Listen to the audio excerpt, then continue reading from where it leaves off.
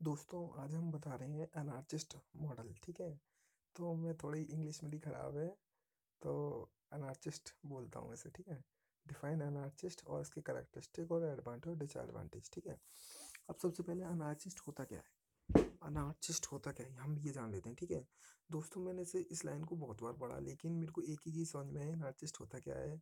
कि अनार्चिस्ट ऐसे लोग, अराजकतावादी लोग, कि मतलब कि जो सरकार और जो प्राइवेट सेक्टर होता है कुछ काम करता है तो हमेशा उसका विरोध करता है। ठीक है, अपनी अपनी बात मनवाने का माहिर रहता है। ठीक है, an anarchist believe in the abolition of government and organisation, मतलब कि एबोलिशन करता है गवर्नमेंट ऑर्गेनाइजेशन, कोई भी कुछ लेकर आता है तो उसका एबोलिशन करता है। ठीक है, तो इतना डीपली मत जाइए, क्योंकि आपको पता है आप भी तभी पढ़ोगे जब पेपर रात को होगा और सुबह होगा और आप रात में पढ़ रहे होंगे। ठीक है, अब कैरेक्टरिस्टिक देख लेते हैं।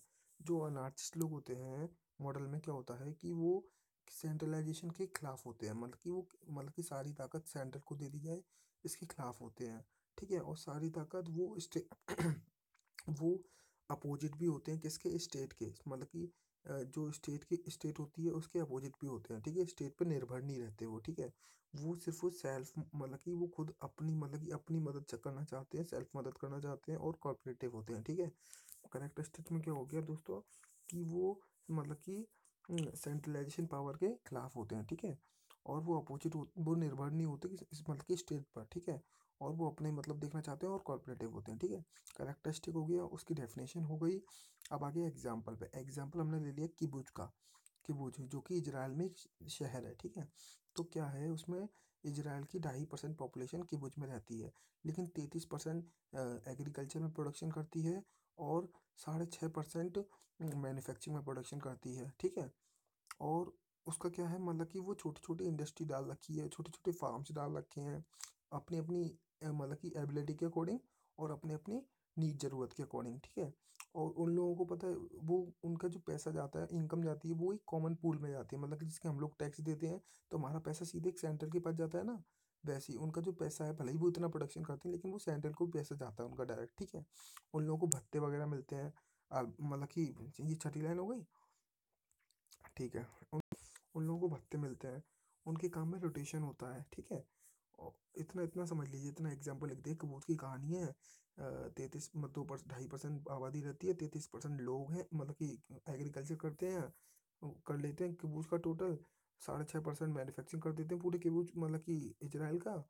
ठीक है, और उन्हें भत्ता भी मिलता है, उनकी इनकम सेंटर पूल में जाती है, और उन्होंने छोटी छोटी इंडस्ट्री रखी हैं, और और क्या, उन्होंने छोटी छोटी इंडस्ट्री रखी है अपनी एबिलिटी और नीड के अकॉर्डिंग। ठीक है, एडवांटेज क्या है, इसमें कोई भी डायरेक्ट अथॉरिटी नहीं होती है, तो सब जितने मेंबर होते हैं उनको काम करने का फुली फ्रीडम होता है, काम करें ना करें वगैरह। ठीक है, और ये एक सिंगल, मतलब कि अ, इसकी, मतलब कि इन लोगों की जो थर्ड ऑप्शन है, they have a voice in everything, इनकी जो आवाज़ होती है चारों तरफ सुनी जाती है, क्योंकि भाई 33% पूरी इजराइल का 33% मैन्युफैक्चरिंग, मतलब कि एग्रीकल्चर उत्पादन कर रहे हैं, तो भाई इनकी आवाज़ हर जगह सुनी जाएगी। ठीक है, डिसएडवांटेज क्या है भाई इसके, डिसएडवांटेज ये है कि इसमें भाई कोई मालिक नहीं है, तो मतलब कि डिसऑर्डर बना रहता है, चेंज होते रहते हैं, मतलब कि सीओई वगैरह। ठीक है, इस टाइप से। ठीक है, ये किसी भी प्रिंसिपल का पालन नहीं करते हैं, जिसकी हम लोग सोशियोलॉजी पढ़ रहे हैं तो उसका पालन करते हैं ना, ये लोग किसी चीज़ का पालन नहीं करते हैं, जैसे कि हमने न्यूटन के लॉ का पालन करते हैं